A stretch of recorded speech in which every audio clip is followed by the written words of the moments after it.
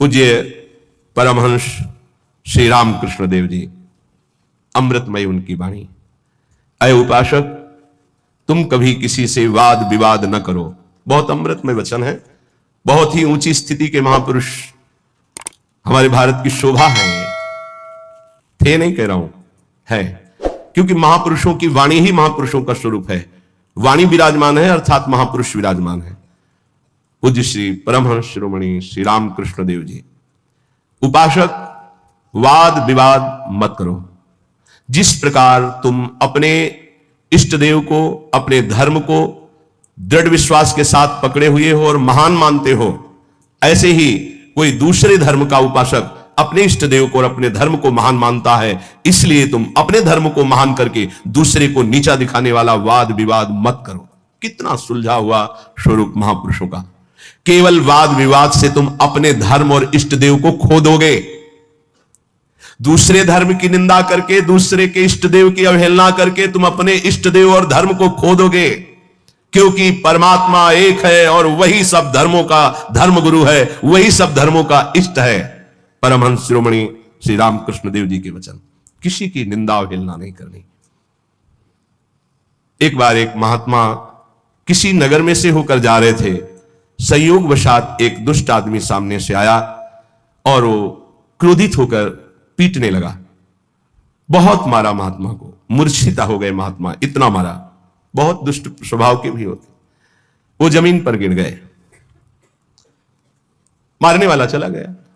कुछ श्रद्धालु आए, उनकी बड़ी सेवा की। जब होश में आए तब पूछा, महात्मा जी किसने मारा आपको? बोले, जिसने सेवा की उसी ने मारा है। जिसने सेवा की? वो कहा, महाराज आप तो मूर्छित थे, हम लोगों ने तो सेवा की है। बोले, बस जिसने सेवा की उसी ने मारा, दूसरा नहीं मार सकता। महात्मा जी ने कहा, जिसने मुझे पीटा वही सेवा कर रहा है, जो सेवा कर रहे हैं इन्होंने ही पीटा है। वो तो बड़े घबरा गए कि महात्मा पागल है क्या। तब उनके शिष्य ने जब सुना तो वो आए वहां दौड़कर। लोगों ने कहा, आपके गुरुजी पागल है क्या? तो बोले, नहीं, आप नहीं समझ पा रहे। जिस परमात्मा ने वो रूप रख करके पीटा, उसी परमात्मा ने आप लोगों को प्रेरित करके आप लोगों के रूप में सेवा की। हमारे गुरुदेव का मतलब ये है। भाव ये, आपके साथ जो निंदा अपमान तिरस्कार कर रहा है वो आपका आराध्य देव दूसरा नहीं है, वही आराध्य देव है। तुम्हारे किसी कर्म का मार्जन कर रहा है, ध्यान रखना। अब आगे बिल्कुल सुलझी हुई एक एक बात है।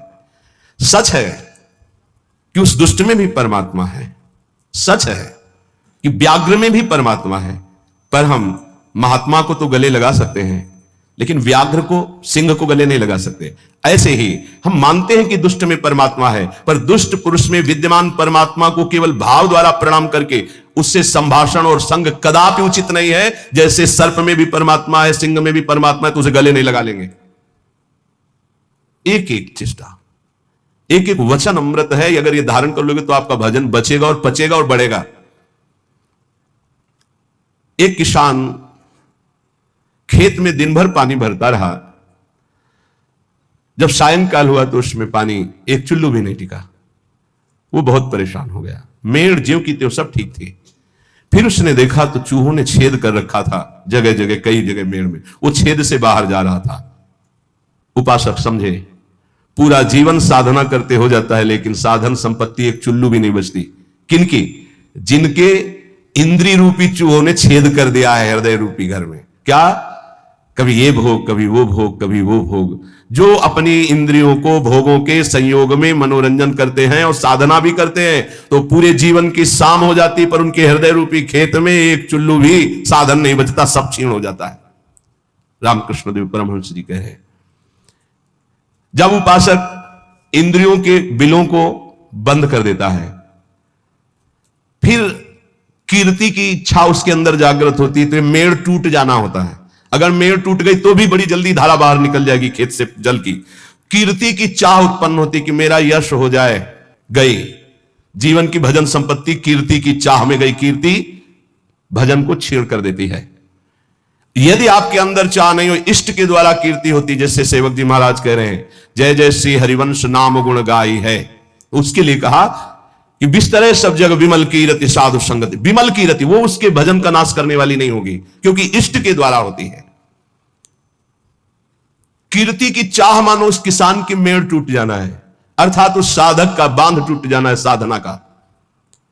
अब उसके आगे उपाधियां लगनी शुरू हो जाती हैं।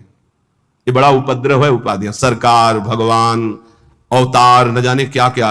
ये बिल्कुल नहीं स्वीकार करना चाहिए, बिल्कुल स्वीकार नहीं। सरक जाओगे सरकार कहलाने से। बहुत माया विचित्र है, बहुत विचित्र, बहुत सावधान। ये महापुरुषों की बातें हैं। अब साधक की जहां कीर्ति रूपी मेड़ टूटी, बंधे घाव हो गया वहां से। ये बालू का बांध है। ईश्वर की जितनी आराधना चिंतन सब गया, अपनी कीर्ति का स्मरण करके वो भूलना शुरू हो गया। प्रभु का अहंकार जो मिटाना था वो फिर बढ़कर वैसे ही तैयार हो गया। इसीलिए जन्म भर उपासक को सावधान रहना चाहिए, ना इंद्रियों की विलासता और ना कीर्ति और ना किसी तरह की सिद्धि की वृत्ति। सिद्धि भी बहुत बाधक होती है, भगवत प्राप्ति में बहुत बाधक।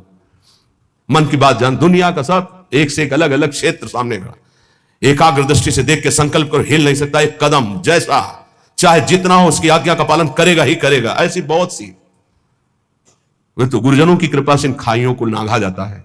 बिल्कुल दैन्य, बिल्कुल दैन्य। भरी सभा में नीच पुरुष द्वारा पिट जाने पर भी किसी भी तरह का कोई भी भागवतिक प्रभाव न प्रकट करना, साधारण आदमी की तरह शांत एकदम, यह असाधारण क्षमता होती है।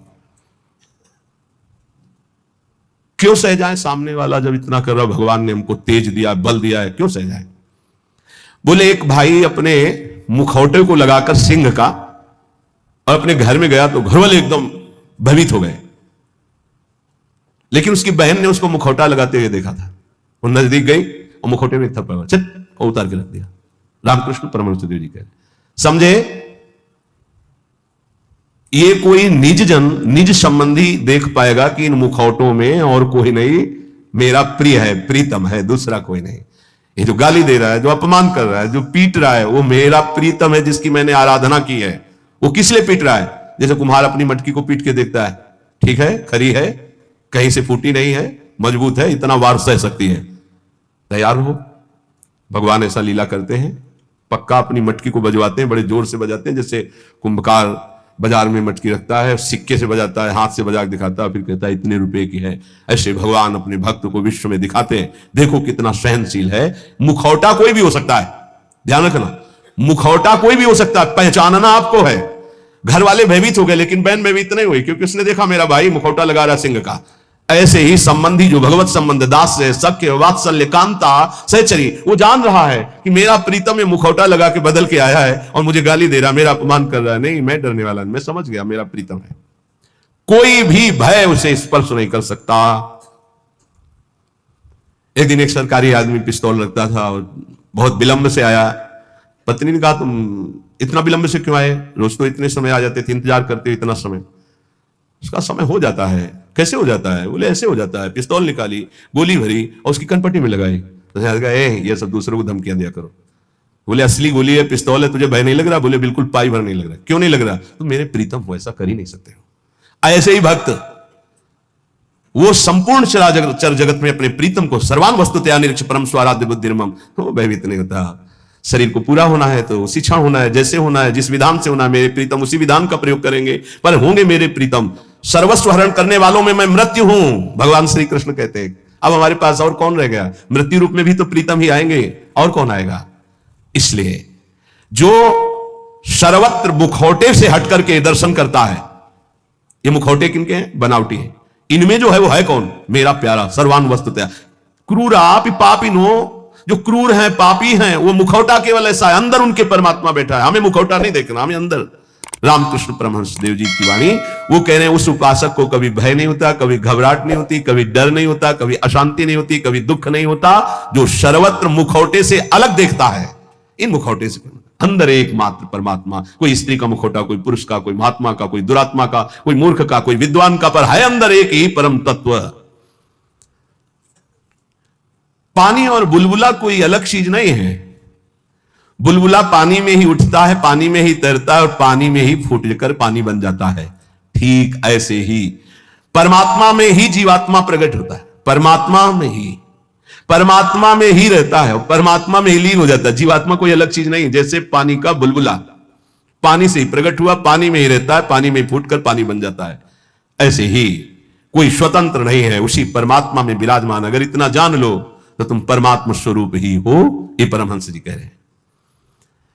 देखो, रेलगाड़ी का इंजन वेग के साथ चलकर ठिकाने पर अकेला नहीं पहुंचता है, बल्कि लाखों लोगों को पहुंचाने की सामर्थ्य रखता है।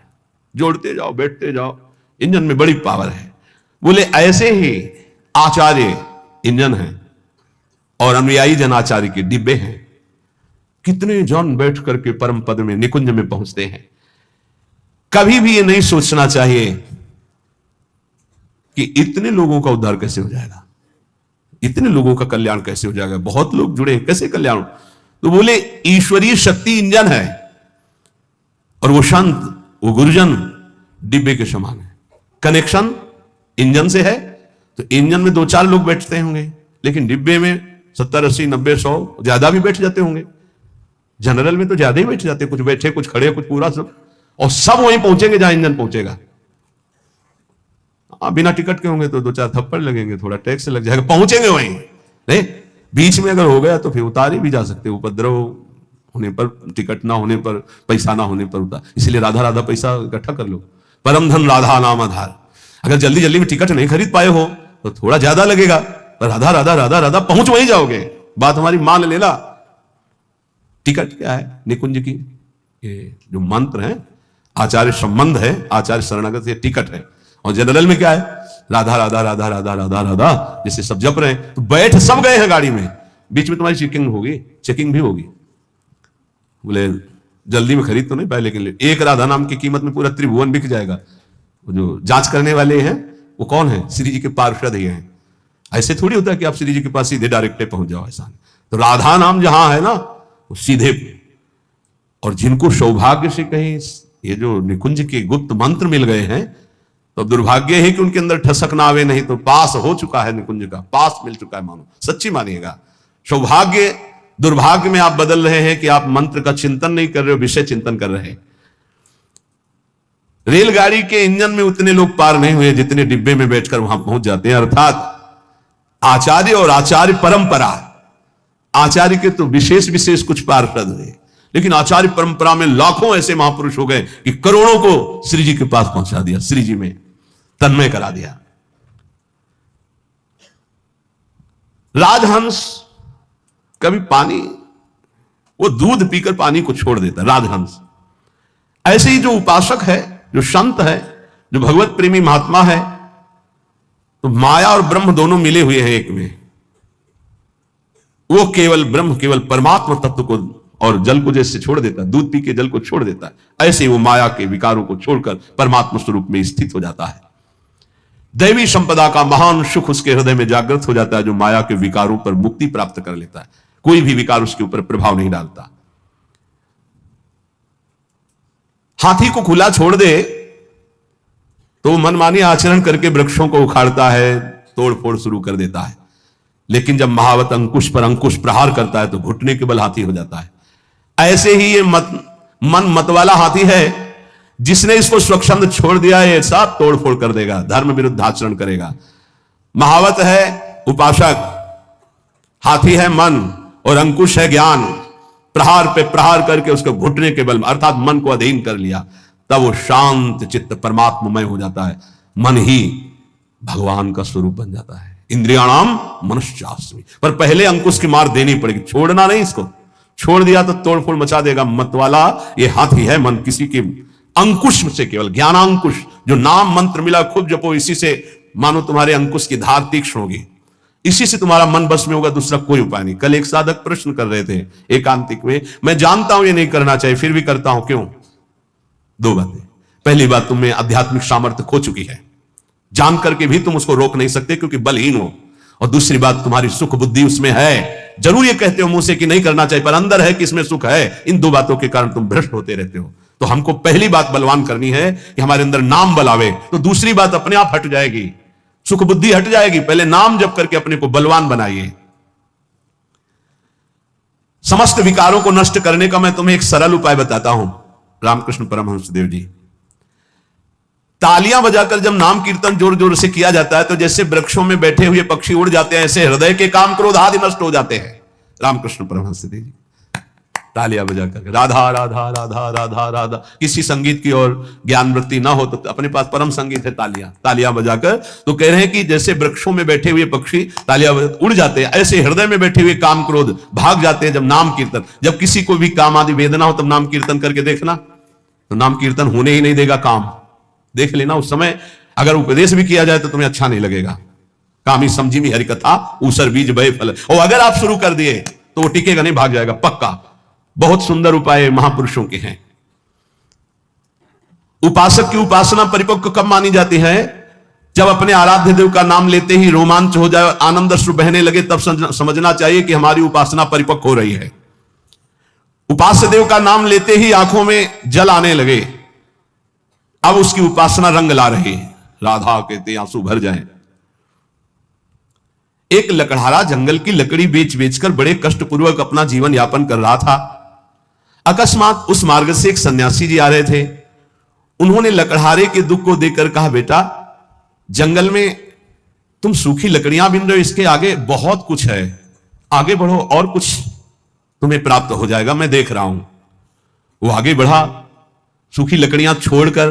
ध्यान देना, महापुरुषों के उदाहरण साधारण नहीं होते, बात साधारण दिखाई दे रही। जब काफी आगे बढ़ा तो उससे चंदन की खुशबू आई, तो चंदन के वृक्ष मिले। सूखी लकड़ी छोड़कर उसने चंदन की लकड़ी काटी और बाजार में बेचा, अच्छा पैसा आया। फिर शब्द उसके कान में गूंजा कि बेटा और आगे बढ़ो। तो उसने सोचा और आगे अब क्या मिलेगा, तो आगे बढ़ा। क्योंकि उस संत के वचन सत्य सच्चिदानंद से युक्त थे, तो जंगल में उसे एक खान मिली तांबे की। अब तो तांबा बेच करके बहुत, फिर आवाज सुनाई दी और आगे बढ़ो, तो और आगे बढ़ा तो उसे चांदी की खान मिल गई। अब तो बहुत बड़ा धनी हो गया। फिर आवाज आई और आगे बढ़ो, तो आगे बढ़ा तो स्वर्ण की खान मिल गई। बोला आप तो बस यही पूर्णता हो, स्वर्ण ही स्वर्ण। फिर आवाज आई और आगे बढ़ो, तो उसे हीरे की खान मिल गई। अब एक हीरा जीवन भर लकड़ी बेचने वाला लकड़ी बेचता तो उसकी बराबरी नहीं, ऐसे हीरे की खान मिल गई। भावार्थ और अंदर उसका रहस्यार्थ, ये मानो भोगों में फंसा हुआ है। आगे बढ़, आगे बढ़। जैसे जैसे वह अध्यात्म की तरफ बढ़ता है, नाना प्रकार के दिव्य सुख, और आगे बढ़ सिद्धियों के सुख, और आगे बढ़ भावात्मक सुख, शांत सुख, दास्य सुख, वात्सल्य सुख, कांता सुख, सहचरित अपूर्ण महामाधुर्य रस में स्थित। हमें जब तक भूमा सुख न मिल जाए तब तक रुकना नहीं, आगे बढ़ते रहना है। अल्प सुखों का भोक्ता भूमा सुख का अधिकारी नहीं होता। यदि संत की बात मानकर लकड़ी बेचना काम बंद न करता तो आगे नहीं बढ़ पाता। आवाज आती रही आगे बढ़, तो फिर चंदन, फिर आगे बढ़ा तांबा, फिर आगे बढ़ा चांदी, फिर सोना, फिर हीरा, अर्थात एक से एक दिव्यताएं, आप ज्ञान की सुंदर भूमिकाएं, भक्ति की सुंदर दिव्य भूमिकाएं, इनको क्रॉस करते थे। अल्प सुख साधना का मिले उसी में तृप्त हो गया, वो महान सुख को नहीं प्राप्त कर सकता। श्री रामकृष्ण परमहंस जी कहते हैं, लकड़हारे की तरह छोटी सी साधना के सुख को पाकर तृप्ति का अनुभव मत करो। ज्ञान का समुद्र लहरा रहा है आध्यात्मिक क्षेत्र में, और उस ज्ञान के परम धनी बनकर स्वयं भगवत स्वरूप हो जाओगे। देखो, एक छोटे पौधे की रक्षा उसके चारों ओर घेरा बना करके की जाती है, नहीं तो बकरी चर जाएगी। और वही पौधा जब बड़ा हो जाता है, वृक्ष रूप हो जाता है, तो सैकड़ों बकरियों का पेट भर जाएगा, उसकी छाया में रहेंगे, उसका कुछ नहीं बिगड़ेगा। ऐसे ही जब भक्ति का छोटा अंकुर निकले तो कुसंग रूपी बुरी संगति रूपी बकरी से बचना। बकरी का चरा हुआ छोटा पौधा किनगा बहुत ही मुश्किल देता है, क्योंकि डंठल भर रह जाता है, वैसे चुन लेती है। अर्थात यदि बुरी संगति हो जाए नए भगत को, तो पूरी भक्ति को ही वो नाश कर देगा, पूरा का पूरा नाश कर देगा। आप देख लो, आंखों के सामने दिखाई देता है। जब तुम्हारे हृदय में भक्ति, तो साधु संगत रूपी बाढ़ के अंतर्गत रहना। साधु संगत करे अनुदिन राति, अर्थात संतों के वचनों में केवल रहना, बस दूसरे की बातें मत सुनना, नहीं तो वो बकरी है, चर जाएंगे, किनगा भी नहीं निकलेगा दोबारा भक्ति का। ऐसे कितने उदाहरण जीवन में देखे हैं कि बड़े भाव से चलना चाहते थे, लेकिन भारी कुसंग हो गया, नष्ट हो गए, भारी कुसंग। जब वही भक्ति वृक्ष रूप हो जाएगी तो हजारों लोग नीचे आनंदित होकर विश्राम करेंगे, कुछ फर्क नहीं पड़ता, फिर निंदकों का कोई प्रभाव नहीं पड़ता। पर पहले भक्ति को वृक्ष रूप बढ़ने दो। ये कुवासना में लिप्त भोगी पुरुष, संसारी पुरुषों का संग जहर है। अगर इनका संग हुआ तो भक्ति का पौधा नष्ट हो जाएगा, ध्यान रखना। ये दुर्जन भेजे जाएंगे तुम्हारे पास, दुर्जन जो भक्ति को नष्ट करने वाले हैं, पर तुम इनका संग मत करना तो तुम्हारी भक्ति वृक्ष रूप हो जाएगी। बहुत जोर से प्रभाव पड़ता है दुर्जनों का। भगवान का भरोसा और विघ्न अपने आप नष्ट हो जाते, पर बड़े भयानक प्रलोभन, बड़े भयावह दृश्य संसार के ऐसे उपस्थित होते। तो कह रहे हैं कि ये तुम्हारे पास भेजे जाएंगे, भगवान से प्रेरित होकर भेजे जाएंगे, वो भेजेंगे। अब क्या भूमिका है? अब क्या भूमिका है? देखो, पत्थर चाहे सैकड़ों वर्ष पानी में पड़ा रहे, पर उसमें अग्नि उत्पादक शक्ति नष्ट नहीं होती। घर्षण करोगे पत्थर को तो अग्नि प्रकट कर देगा। ऐसे ही भक्त जब अपने हृदय में भगवत चिंतन की रगड़ करता है, तो अनंत जन्मों से हम विषय रूपी पानी में पड़े रहे, लेकिन हमारे अंदर दिव्य शक्ति है, हम उसे जागृत कर सकते हैं। रामकृष्ण परमहंस जी कह रहे हैं, तुम जितना नाम स्मरण करोगे तो तुम्हारे हृदय में घर्षण शक्ति से एक आध्यात्मिक बल प्रकट होगा। जैसे कई बार सत्संग में का अगर ध्यान दिया हो, दो लकड़ियों के घर्षण से जैसे अग्नि प्रकट हो जाती है, ऐसे ही जवान और नाम के घर्षण से आध्यात्मिक शक्ति प्रकट होती है। राधा राधा राधा राधा राधा। जैसे सैकड़ों वर्ष पत्थर जल में पड़ा रहे, तो इसका मतलब नहीं कि उसके घर्षण से चिंगारी नहीं होगी। ऐसे ही सैकड़ों जन्मों से मैं विषयों में पड़ा रहा हूं, इसका मतलब यह नहीं कि मेरे अंदर आध्यात्मिक शक्ति उत्पन्न करने की सामर्थ्य नहीं रह गई। मैं भगवान का अंश हूं, आज जागूंगा तो आज मैं परमात्मा प्राप्त हो जाऊंगा। आज हम में वो सामर्थ्य है, हम अपनी सामर्थ्य को जागृत करें। कैसे? नाम जी है जपी जागहि जोगी। नाम जप करके हम जगते हैं, हम अपनी शक्ति को जागृत करते। नाम, ईश्वर का नाम जितना तुम जपोगे उतना ही हृदय प्रफुल्लित होकर महान पावर से युक्त हो जाएगा। बड़े बड़े महापुरुषों के वचनों को पकड़ लो। एक मनुष्य कुआं खोदना शुरू करता है, बस एक हाथ पानी रह जाता है और रोक देता, थक गया। ये 25 हाथ खोद चुका, फिर भी पानी नहीं निकला। अब तो लगता है नहीं निकलेगा, और एक हाथ में पानी है। ऐसे ही साधक कभी कभी धोखा खा जाता है। बस भगवत प्राप्ति होने वाली है, उसको लगता है पूरा जीवन हो गया, अभी तक कोई अनुभव नहीं हुआ। अरे थोड़ा एक हाथ और खोद, स्रोत निकलने वाला है। रामकृष्ण परमहंस जी कह रहे, पर वो नादान, एक हाथ में पानी निकलने वाला था, छोड़ दिया, दूसरी जगह कुआं खोदा, फिर छोड़ दिया, फिर तीसरी जगह कुआं खोदा, पूरा जीवन कुआं खोदने में लगा दिया, पानी नहीं पी पाया। समझ पाए? ऐसे उपासक है, ये संप्रदाय, वो मार्ग, लेकिन पानी नहीं पी पाया चुल्लू भर। अगर एक ही ढंग से खोदता तो बस एक हाथ बाद स्रोत खुलने वाला था।